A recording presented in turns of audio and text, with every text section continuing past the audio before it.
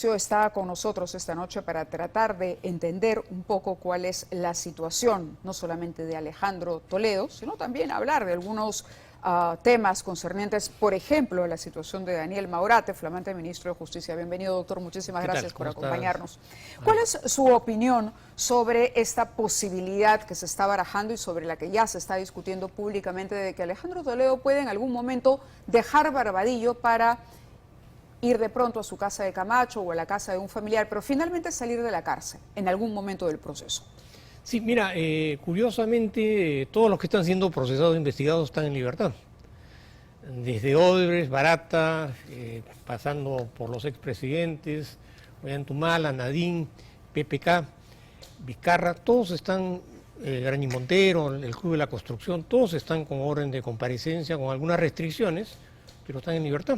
Entonces, bajo esa premisa de sentido común, Alejandro Toledo también podría entrar a una situación legal de esa naturaleza.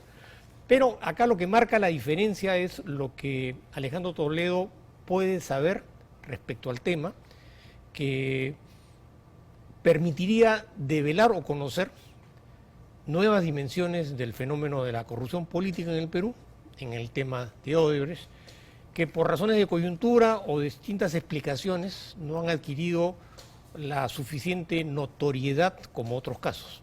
Por ejemplo.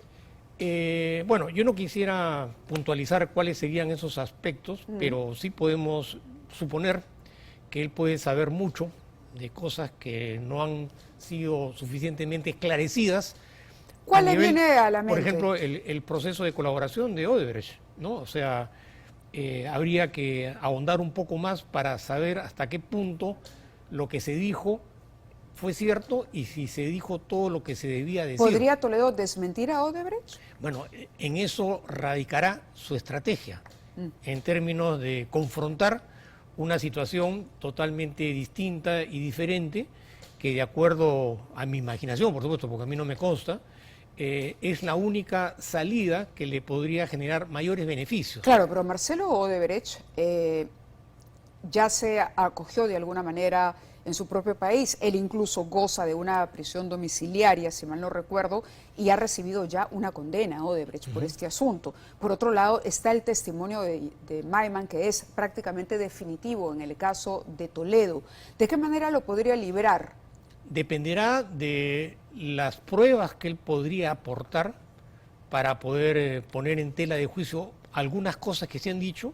Por ejemplo, en todo caso, ¿qué podría discutir sobre lo que ha dicho a quienes Odebrecht? han participado, quienes... ¿En el caso Interoceánica se refiere usted o a otros casos? En general, ¿no? Porque, por ejemplo, hay muchas personas que están en los condómines y hasta la fecha no son objeto de ningún tipo de investigación o de seguimiento. Entonces, dependerá, yo me imagino que en este entorno Elian Karp, que es una persona con mucho mayor lucidez que Alejandro, tendrá en mente una estrategia legal, no solamente para beneficiar a Alejandro Toledo, sino también como una posible negociación, también negociar la situación de Elian Karp. En algún momento Elian Karp fue muy dura con Pedro Pablo Kuczynski. ¿Usted se refiere a eso? En general, ella en diferentes oportunidades ha exteriorizado que tiene información, que tiene conocimiento sobre aspectos que realmente o no han trascendido o, digamos, están un poco ahí encubiertos en la maraña de lo que significan las colaboraciones, las investigaciones, las declaraciones y todo este universo de información que hace años ya viene siendo, digamos, manejada en términos de exención, en términos de colaboración, porque la colaboración eficaz, a raíz de la modificación del Código Procesal Penal, se incorporan a las empresas. Fíjese usted, creo que ha sido un acierto tenerlo esta noche a usted como invitado y como además el primer invitado del programa, porque tenemos una declaración que apunta un poco en la lógica de lo que usted nos dice. Declaraciones del abogado y del hermano de Alejandro Toledo sobre la posibilidad de que Elian Karp venga al Perú. Vamos a escuchar eso y continuamos la entrevista. Está devastada, como cualquier persona que vea al esposo en prisión, está devastada. Una vez que ya se establezca, se nivele todo eso, ella está dispuesta para ver la justicia.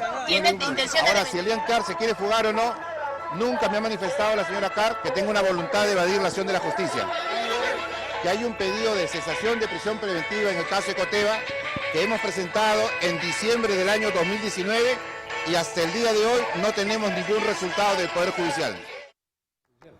Bueno, vamos a ver qué es lo que sucede. Quería preguntarle, usted en algún momento fue abogado de la suegra de Alejandro Toledo y negó categóricamente que su defendida, madre de la ex primera dama, sea o haya sido testaferro del empresario Joseph Maiman. Hoy, a la luz de lo ocurrido, esto es un recorte que tenemos del año 2013, ¿ha cambiado de posición o se mantiene lo mismo? En esa época no se sabía todo lo que se sabe ahora.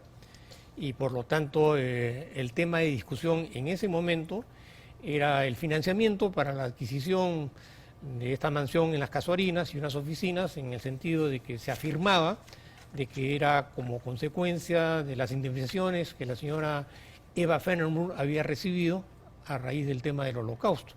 Hubieron algunas opiniones, se cursó alguna información sobre el particular, pero no puedo dejar de reconocer el hermetismo que existía en términos del diálogo del abogado con sus clientes para poder, digamos, desarrollar una estrategia que en ese momento pudo haber sido mínima en comparación a lo que vino después, pero que en todo caso pudo haber servido como punto de partida para diseñar una estrategia legal en la que evidentemente el sinceramiento, la confianza mutua entre abogado y su cliente siempre son muy importantes. Se quebró. ¿En qué momento se quiebra su confianza o la confianza entre la señora Fernanbuc y usted? ¿Por qué se aleja de la defensa? Nos alejamos mutuamente, en el sentido de que se me cuestionó unas declaraciones que hice en la revista Caretas, manifestando que si yo descubría o develaba que se me estaba engañando, me retiraba de la defensa. ¿Le estaban pidiendo lealtad absoluta? Digamos que no, pero por lo menos cierto nivel de sinceramiento, porque si tú vas a defender a una persona, por lo menos tiene que ser sincera contigo. Claro.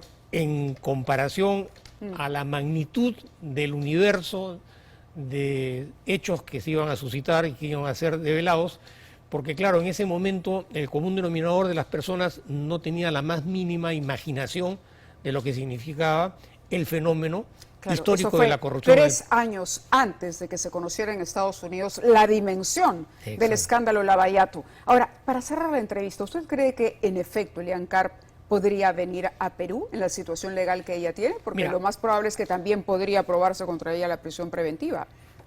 Para empezar, Elian es una persona con mucha lucidez, tiene muy claras las cosas, a diferencia de Alejandro, pues, que tiene ciertos vacíos en términos de acordarse. Y por otro lado, porque están intrínsecamente vinculados, no solamente en el tema de Odebrecht, sino en el caso de Ecoteva. Además, está de por medio su madre, la señora Eva Fennemoore. Entonces, dentro del ámbito de la cooperación judicial, todo dependerá de cómo se plantean las situaciones. Hay espacios para que una persona pueda ingresar al territorio nacional, dar una declaración y regresar al país, a pesar de haber de por medio alguna disposición de captura o impedimento de salida del país. Eso es el tema de la cooperación judicial. Le agradezco, doctor. Muchísimas gracias por haber estado con nosotros abriendo el programa esta noche. Y bueno, con usted.